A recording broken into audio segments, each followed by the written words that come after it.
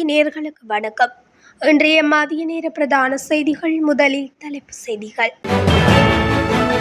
தேசப்பந்து குற்றவாளி என அறிவிப்பு. வேலை நிறுத்தத்தில் ஈடுபட உள்ள மின்சார சபை ஊழியர்கள். இலங்கையில் நடைமுறைக்கு வரவுள்ள கடுமையான சட்டம்.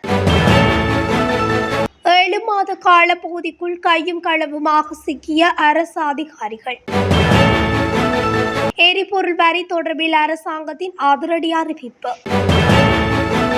காணியை விட்டு வெளியேறவும் யாழ் தையிட்டி விகாராதிபதிக்கு பரந்த கடிதம். சிஐடியிடம் ஒப்படைக்கப்பட்ட செம்மணி மனித புதைகுழியின் விசாரணைகள். தமிழகத்தில் அழுகிய நிலையில் இலங்கை பெண்ணின் சடலம் மீட்பு. கொட்டி தீர்க்கப் போகும் கனமழை, விடுக்கப்பட்டுள்ள எச்சரிக்கை. தொடர்பென விரிவான செய்திகள். கட்டாய விடுமுறை வழங்கப்பட்டுள்ள போலீஸ் மா அதிபர் தேசப்பந்து குற்றவாளி என அறிவிக்கப்பட்டுள்ளது. நாடாளுமன்றில் சபாநாயகர் ஜெகத் விக்ரமரத்ன இந்த விடயத்தை அறிவித்துள்ளார்.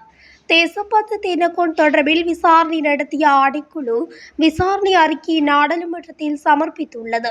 இந்த விசாரணை அறிக்கையின் அடிப்படையில் தேசப்பந்து தென்னக்கோன் குற்றம் இழைத்துள்ளதாக நாடாளுமன்றில் அதிகாரப்பூர்வமாக அறிவிக்கப்பட்டுள்ளது.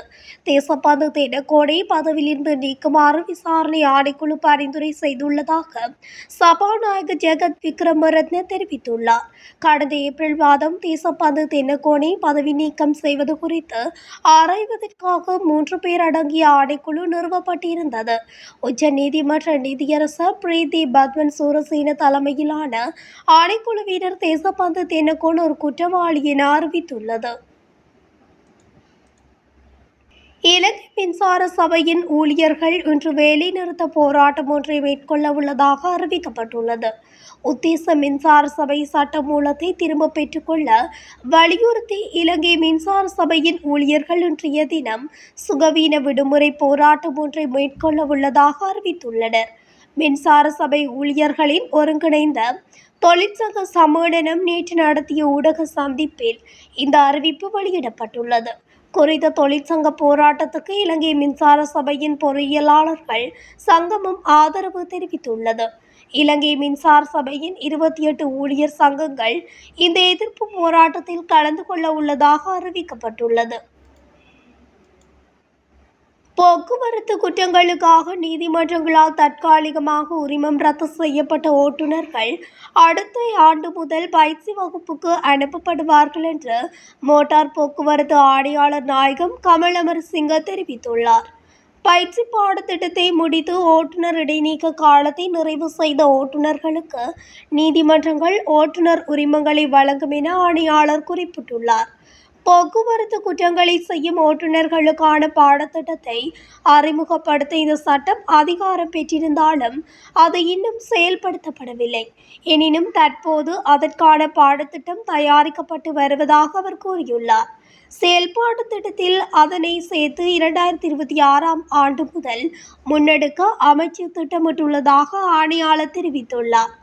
வீதி போக்குவரத்து குற்றங்களை செய்யும் ஓட்டுநர்களை கருப்பு பட்டியலில் சேர்க்கும் முறை மற்றும் பயிற்சி பாடத்திட்டம் மூலம் ஒழுக்கமான ஓட்டுநரை உருவாக்குவதே இதன் முதன்மை நோக்கம் என்று மோட்டார் போக்குவரத்து ஆணையாளர் நாயகம் மேலும் தெரிவித்துள்ளார்.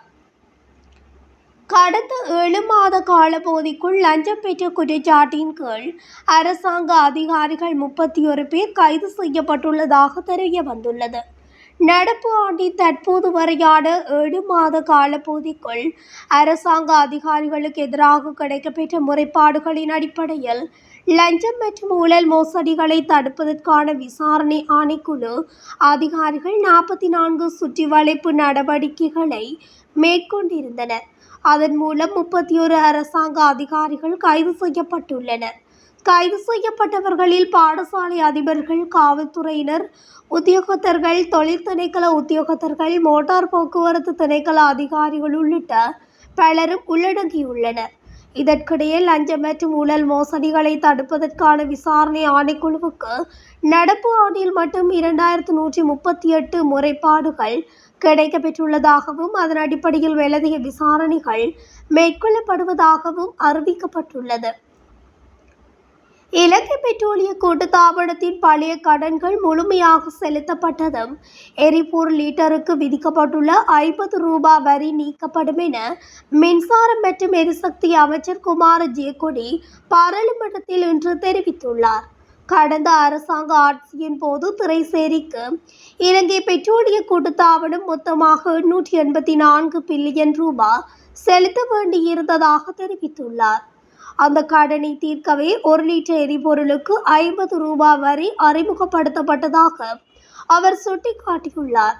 அந்த கடனின் அரைவாசி இப்போது ஏற்கனவே செலுத்தப்பட்டுள்ளதாகவும் மீதமுள்ள தொகையையும் செலுத்தப்பட்டதும் எரிபொருளுக்கான 50 ரூபாய் வரியை நீக்குவது குறித்து அரசாங்கம் பரிசீலனை செய்யும் எனவும் அவர் கூறியுள்ளார். ஐக்கிய மக்கள் சக்தியின் நாடாளுமன்ற உறுப்பினர் தயாசிறி ஜெயசேகர் எழுப்பிய கேள்விக்கு பதிலளிக்கும் போது அவர் இதனை தெரிவித்துள்ளார். யாழ்ப்பாணத்தில் ஆக்கிரமிக்கப்பட்ட காணியில் இருந்து உடனடியாக வெளியேறுமாறும் தவறின் சட்ட நடவடிக்கை எடுக்கப்படும் என தையிட்டி விகாரையின் விகாராதிபதிக்கு வெளிவடக்கு பிரதேச சபை தவிசாளர் கடிதம் மூலம் அறிவுறுத்தியுள்ளார்.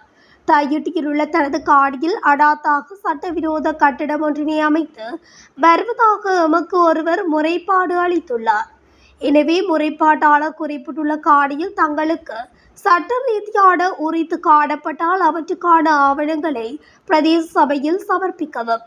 அவ்வாறு இல்லாத பட்சத்தில் உடனடியாக காணியில் இருந்து வெளியேற வேண்டும் என்றும் தவறின் தங்களுக்கு எதிராக சட்ட நடவடிக்கை எடுக்கப்படும் என தையிட்டி விகாராதிபதி ஜிந்தோட்ட நந்தராம தேரோவிற்கு தவிசாளர் சோசுகி தன் கடிதம் மூலம் அறிவித்துள்ளார்.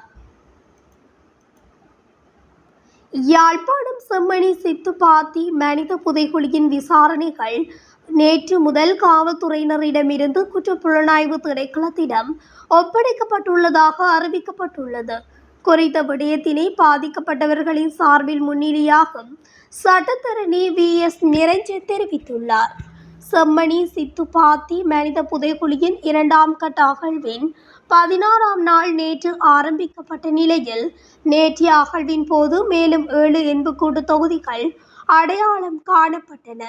நேற்றைய 16ஆம் நாள் அகழ்வின் போது முதலாவது புதைகுழியில் 4 மனித எண்புக்கூட்டு தொகுதிகள் பகுதியளவில் அடையாளம் காணப்பட்டுள்ளதுடன் 2வது புதைகுழியில் 3 மனித எண்புக்கூட்டு தொகுதிகள் அடையாளம் காணப்பட்டுள்ளன.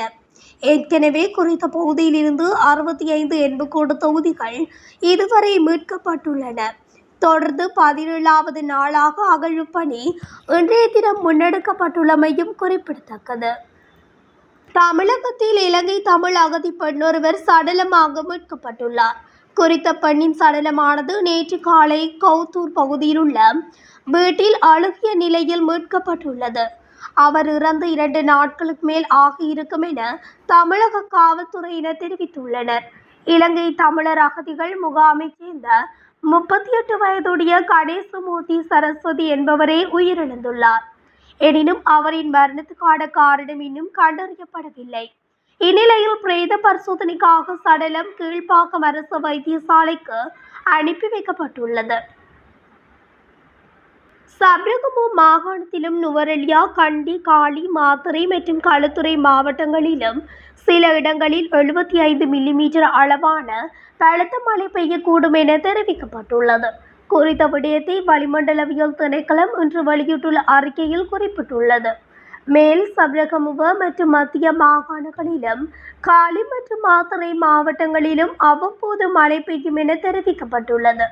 அத்தோடு மத்திய மலைநாட்டின் மேற்கு சரிவு பகுதிகளிலும் வடக்கு, வடமத்திய, வடமேல் மத்திய, தென் மற்றும் சப்ரகமுவ மாகாணங்களிலும் திருகோணமலை மாவட்டத்திலும் அவ்வப்போது மணித்தியாலத்துக்கு 55 தொடக்கம் 60 கிலோமீட்டர் வரையான வேகத்தில் பலத்த காற்று வீசக்கூடும் என தெரிவிக்கப்பட்டுள்ளது.